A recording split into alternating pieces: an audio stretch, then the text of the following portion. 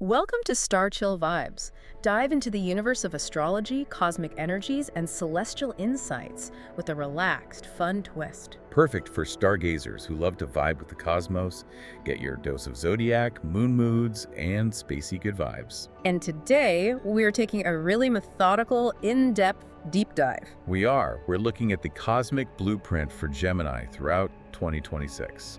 Yeah, and this isn't about, just checking your daily horoscope. Not at all. We are focused entirely on the major long-term planetary movements. Yeah. The big stuff that's said to, well, fundamentally redefine the experience for you. Whether you're a Gemini Sun or a Gemini Rising. Exactly. Our mission here is really to give you that shortcut to being thoroughly well-informed. We want to move beyond those, fleeting forecasts and really get into the structural multi-year transits. The tectonic plates of change, you could say. I like that. And for Gemini 2026, it really marks the beginning of something profound, right? A radical long-term reinvention. It absolutely does. Yeah, But yeah. to understand where you're going, we have to start with where you've been. So a look back at 2025.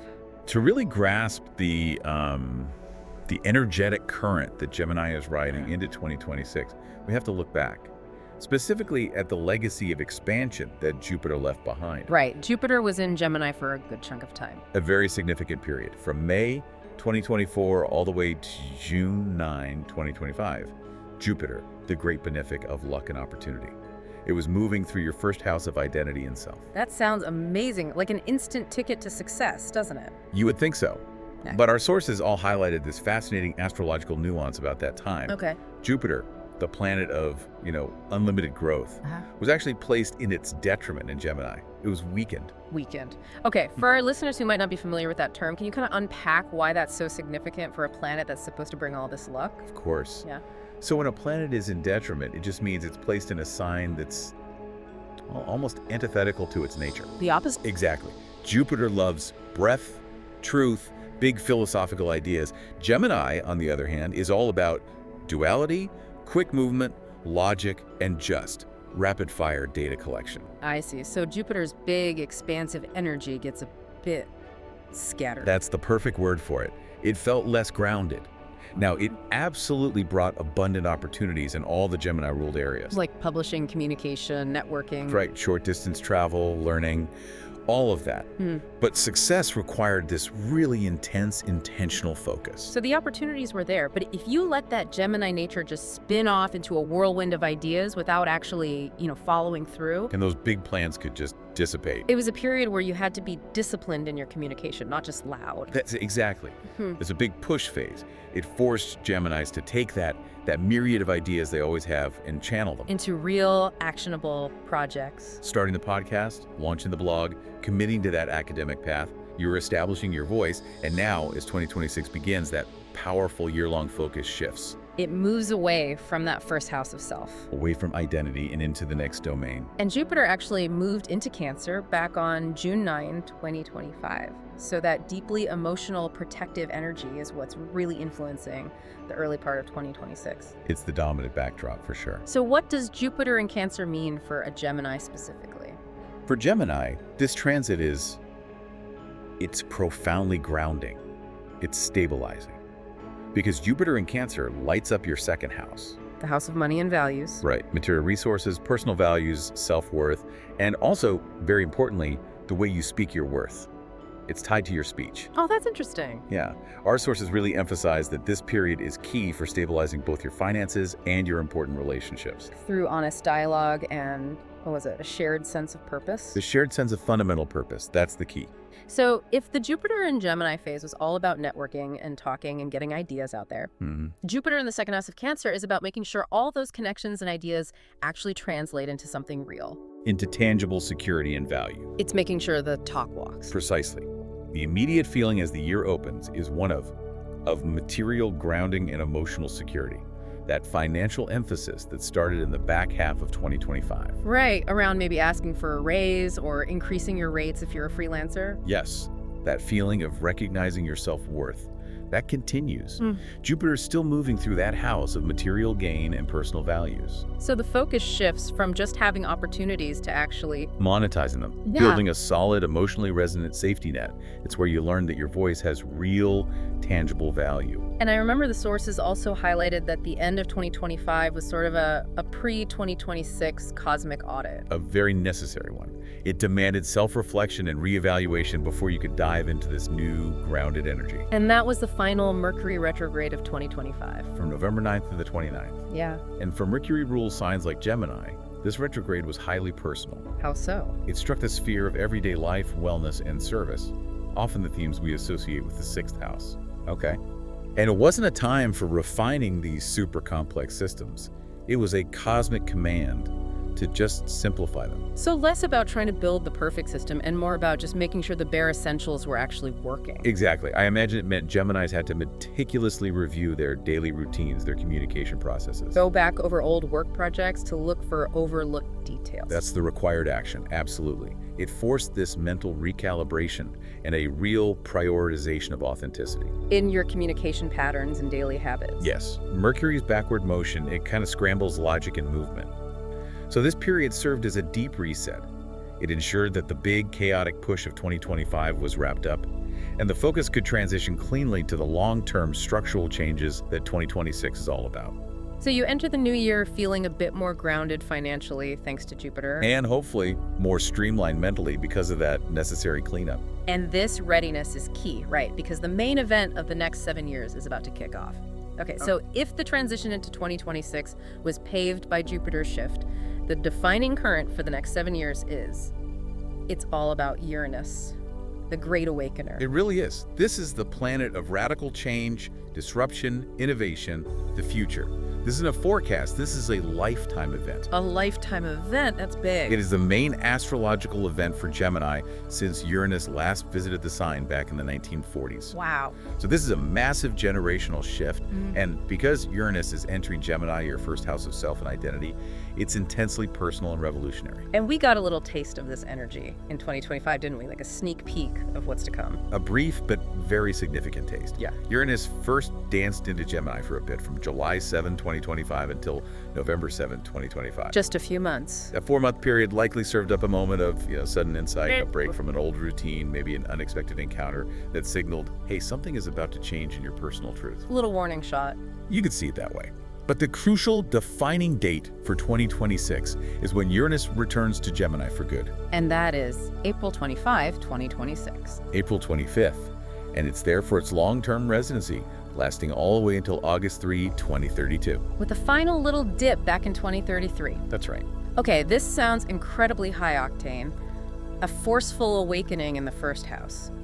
What does Uranus in your own sign practically mean for a Gemini over this 7-year period? It signals a radical, completely unavoidable change in every area of life connected to your self-expression and your identity. Every area. Uranus demands that you break free from outdated limitations, from self-imposed structures. It forces a push far out of your comfort zone, but always in service of authenticity. So it brings a sudden, powerful surge to embrace complete independence. Freedom, a new form of self-expression. A really visceral desire to just try out an entirely new version of yourself. So a Gemini might suddenly quit a totally stable job to go travel the world, or cut off a long-term but restrictive friendship. Or completely change their professional field from, say, accounting to avant-garde art. Simply because they feel this intense need to be free and unpredictable. That burst of I need to be free energy is the absolute hallmark of this transit. I can imagine that freedom burst might feel thrilling, but also maybe a little chaotic. It can be. For a mutable sign like Gemini, what's the anchor point during these 7 years of self-disruption? That's the real challenge, isn't it? The anchor point isn't stability. The anchor point is authenticity. The challenge of Uranus is integrating these sudden disruptive insights without allowing the dualistic nature of Gemini to scatter that new identity into incoherence. I see. And for those born very early in the sign or with an early Gemini ascendant, this change will be immediate. It starts right away in 2026. They're going to be the early adopters of this future self. Now, let's widen the lens a bit, because Gemini rules specific areas for all of us collectively. Right. Communications, the flow of information, short-distance networking. So these domains are set for global upheaval and a futuristic flair. It goes so far beyond just personal identity. We're talking about massive collective transformations in how the world exchanges data. This is huge. Absolutely. Think about the entire spectrum of communication: advertising, marketing, web design, short-form content delivery. How we process information. Exactly. Technology and the way society shares knowledge will see rapid, unpredictable, and highly cerebral innovation. Our sources note this period is associated with a revolutionary movement in how we relate and express ourselves, both on a personal level and institutionally. You mentioned this hasn't happened since the 1940s. To put this in perspective, what were the key shifts then that might give us a clue about this cycle? So the last time Uranus was in Gemini was roughly 1942 through 1949. Right in the middle of World War II. A period of intense intellectual disruption. It was a time that accelerated communication technologies dramatically. I mean, the early foundations of computing and data processing really began in earnest then. Propaganda became a science. A Gemini ruled communication, yes. The way people moved and interacted was fundamentally disrupted, which led to massive societal shifts after the war. The theme was information disruption, hyper-acceleration, and all this intellectual curiosity being channeled into new forms of warfare and technology. That's a really powerful parallel. So if the 1940s brought us computing and mass media, what does Uranus and Gemini in the 2020s bring? AI, decentralized networks, virtual reality, deepfake technology. All things that challenge the very nature of truth and communication. Precisely. And this feeds into a key point for you as a Gemini. The speed of life, which is already naturally fast for you, is going to accelerate even more rapidly.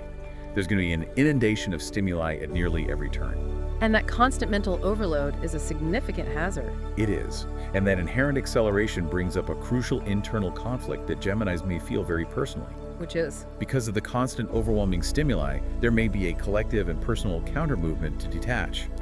The very things you rule, information and connection, may become overwhelming. Prompting them to prioritize a quieter, very different approach to life. The sources suggest that many Geminis will become masters of filtering. They'll have to. Because if you can't cope with the sheer volume of data, you'll burn out. But those who master the flow will become highly influential communicators. But they must, absolutely must, embrace that outside-of-the-box approach that Uranus demands. And this has huge implications for professional fields. Which sectors should be bracing for the most powerful transformations? Anyone whose career involves the transfer of data or ideas. So writers, speakers, education professionals, journalists, publishers, marketers. And those in air-related industries or aeronautics. All of these are Gemini-ruled businesses. They will experience powerful transformations. The Geminis who rise in prominence and power will be the ones who embrace and implement radical, innovative structures. Breaking free from rigid, traditional patterns of thought. Uranus demands you not only think differently, but act differently.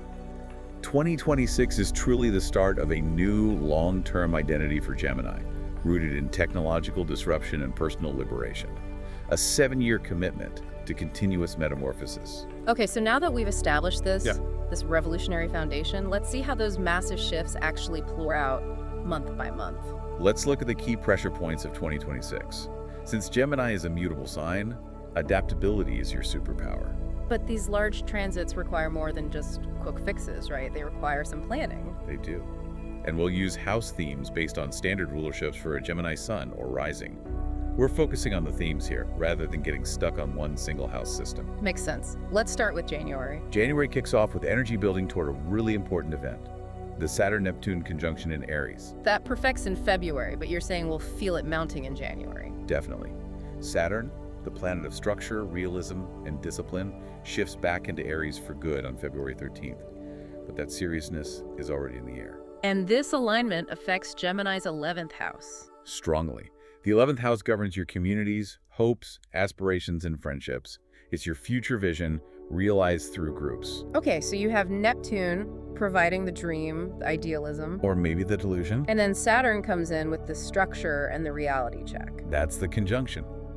It demands that Gemini stop retreating into that intellectual analysis paralysis about their dreams. And start rooting those big collective visions in disciplined, tangible action within their social circles. It's the meeting of realism and idealism. It sounds like a time when Geminis will need to choose their alliances very carefully. only investing energy in friendships and groups that really align with their new, restructured values. Exactly.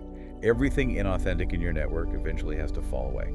It creates a new spiritual framework for your community engagement. And January grounds this materially, too. It does. The new moon in Capricorn on January 18th reinforces this structural theme. Capricorn typically rules Gemini's 8th house. Shared resources, depth, intimacy, transformation. This lunation is about planting seeds for the structure that will support your future movement. So it could involve deeper financial arrangements, maybe shared investments with a partner. Or inheritances, yes. January is demanding this silent foundational building. It's about your money and resources that sustain your community goals. It's about building trust and realizing that true freedom requires a reliable structure underneath it. So February brings the climax of that alignment. The Saturn-Neptune conjunction peaks at 0 degrees Aries. A brand new 36-year cycle begins, where our collective idealism has to meet our reality.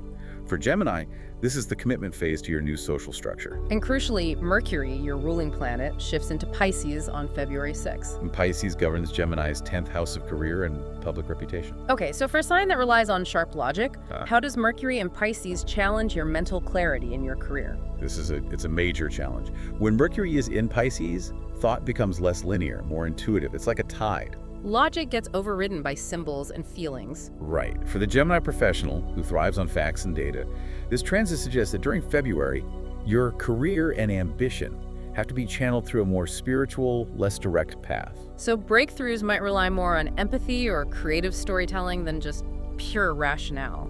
You have to trust your intuition in professional settings, even if it feels completely counterintuitive to your logical nature. And then we hit the heavy weather of the eclipses. Yes. The solar eclipse in Aquarius on February 17th. This acts as a collective circuit shutdown. And Aquarius is a fellow air sign. It often governs Gemini's 9th house. So higher learning, foreign travel, publishing, belief systems. So this eclipse forces a massive, sudden reset of ideas, affiliations, maybe even core beliefs about the world that you've held for years. It's the system resetting itself. Old ideas and affiliations get unplugged, forcing this sudden clarity about what you truly believe. So that could manifest as suddenly changing your mind about a big academic path. Or dissolving a long-distance professional collaboration that just doesn't serve your new liberated identity anymore. It happens fast. And after that intensity, the waxing moon in Gemini on February 24th, that sounds like a moment of personal recovery. It is. This moon highlights the very best of Gemini energy, that inquisitiveness used as a bridge toward another state. A moment to mentally process the changes from the eclipse. And use your curiosity to navigate the uncertainty, turning all that intellectual stimulation into your next actionable steps. March brings another climax, the total lunar eclipse in Virgo on March 3rd. Lunar eclipses bring things hidden to light, and they bring finality to emotional cycles. Virgo often rules Gemini's 4th house of home, family, and your foundations. So if the 4th house is activated, this is about revealing everything that's out of place in your domestic life, right? Your foundational security, your relationship with a key family member. This is where your personal security gets tested, yes. The light descends on the domestic details.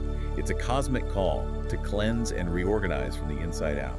And we also see Mars, the planet of action, moving into Pisces on March 2nd. Right.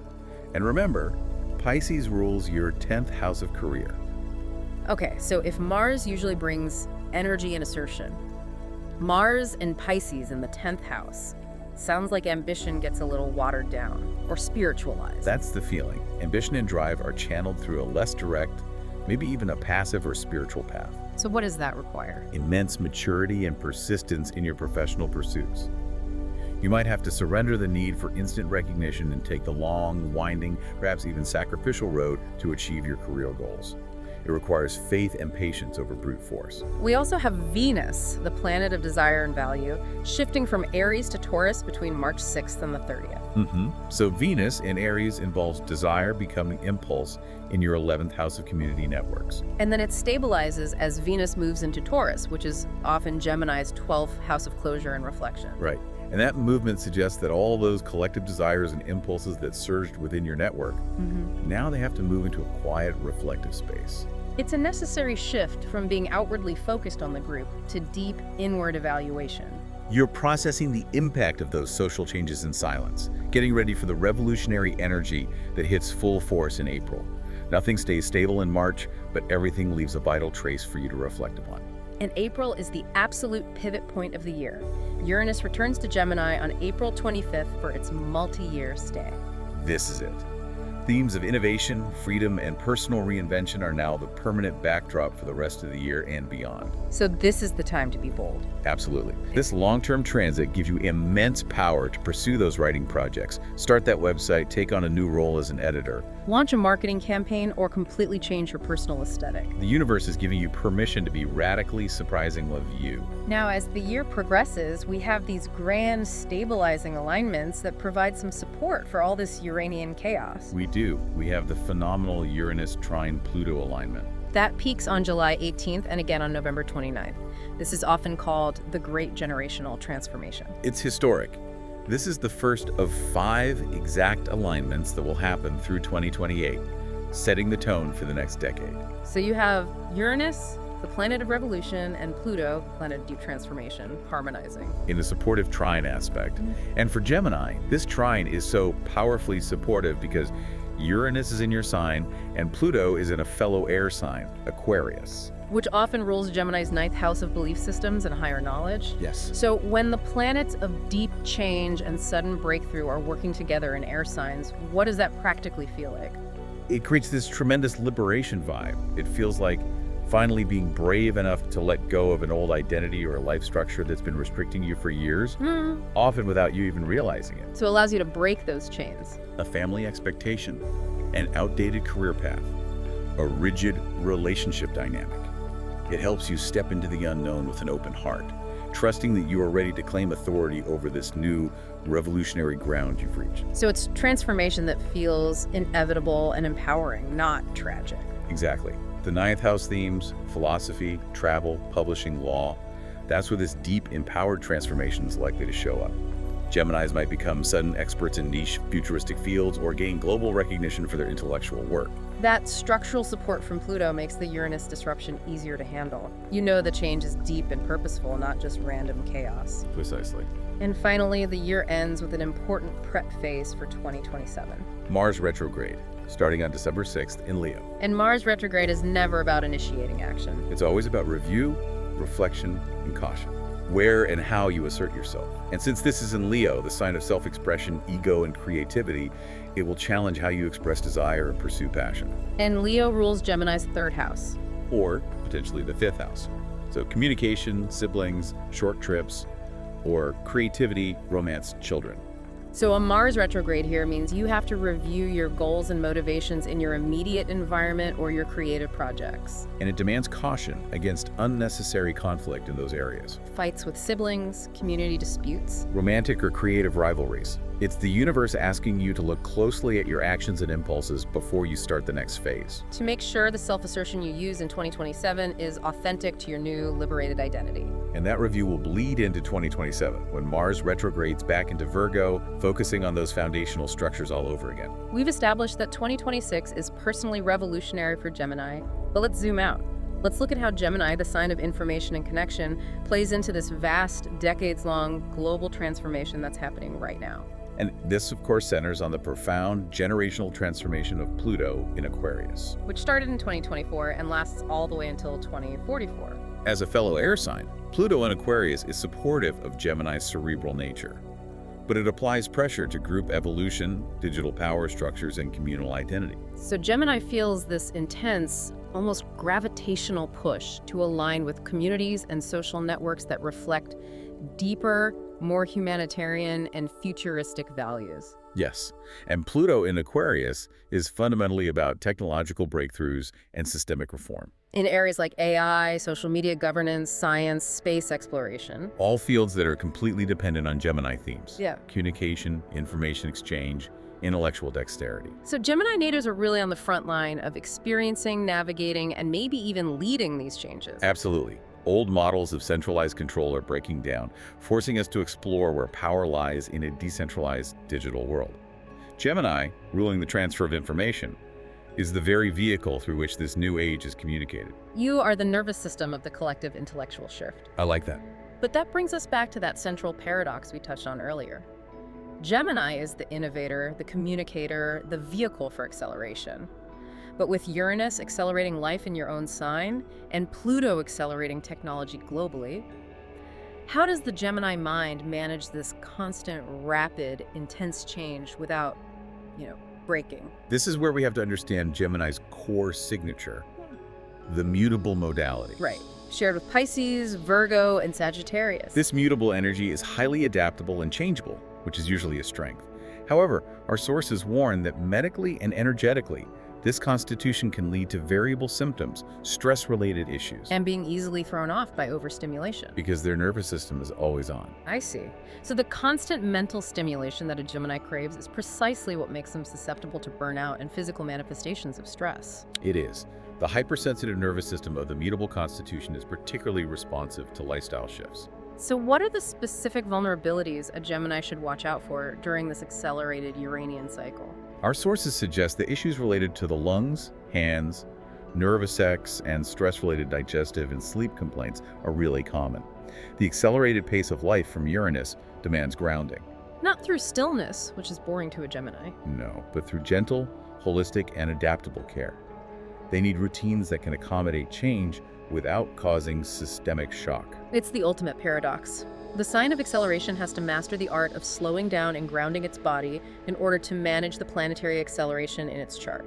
Because if you can't anchor the nervous system, the mental revolution of Uranus will just feel like anxiety. So simple, repeatable habits are key. Movement, meditation, even just consistent meal times. They have to find a way to switch off the constant influx of data. And this structural year perfectly aligns with the universal themes that 2026 introduces, especially the numerology. It does. If we sum 2 plus 0 plus 2 plus 6, we get 10, which reduces to a universal year number 1. The number 1, new beginnings, leadership, initiation, pioneering. It aligns perfectly with the pioneering, self-focused energy of Uranus entering Gemini. This is a year to launch. The primary theme is starting something new, being the inventor, the trailblazer. Absolutely. However, the themes of completion and letting go, themes we associate with the number 9, which precedes the 1 cycle, are also so strongly present. And why is that? Because the outer planet transits, Saturn, Neptune, Pluto, are demanding the completion of old chapters before the new cycle can truly begin. The intense work of Saturn and Neptune in early 2026 mandates purging the unnecessary. Old fears, outdated structures, stagnant relationships. So 2026 is fundamentally a year 1 for initiation, but the cosmic homework requires the closure of a year 9, a deep cleanse to make room for the new. It's a year of purging the past so that the necessary structural building, the Saturn work, can commence on that liberated Uranian identity. A difficult but incredibly rewarding assignment. You are designing your future self from the ground up. Before we close, let's just recap the defining energies for Gemini in this truly extraordinary year. The defining headline is Radical Personal Reinvention. That's driven by Uranus entering Gemini on April 25th, kicking off a 7-year commitment to freedom. Okay. Secondary to that is the disciplined restructuring of your career and communal goals. That's mandated by the Saturn-Neptune alignments, forcing realism onto your biggest dreams. And finally, You're receiving deep, empowering transformation through technology and ideology, thanks to that massive Uranus-Pluto trine in the air signs. It ensures your changes are supported by the collective evolution. that is a powerful combination of personal liberation and planetary support. So what is the final provocative thought that we can leave our Gemini listeners with as they look forward to 2026? The key to unlocking the full potential of this revolutionary year lies not just in receiving new ideas, which Gemini is naturally a master at doing, but in choosing which of those innovative concepts to dedicate sustained, structured effort to. The challenge is marrying the sudden electrical whirlwind of Uranus with the disciplined material construction required by Saturn and Jupiter. The ultimate success of your revolution won't be measured by how many things you change, but by the lasting structures you build around your newfound freedom. What structures do you need to launch your next identity? That's the question for 2026. We hope this deep dive into your 2026 cosmic blueprint has been helpful. Yeah, and if you're vibing with these insights, please take a moment to comment, like, and subscribe to our channel, Star Chill Vibes. Your support allows us to keep bringing you these explorations into the universe. Until next time, keep analyzing the data and keep looking up.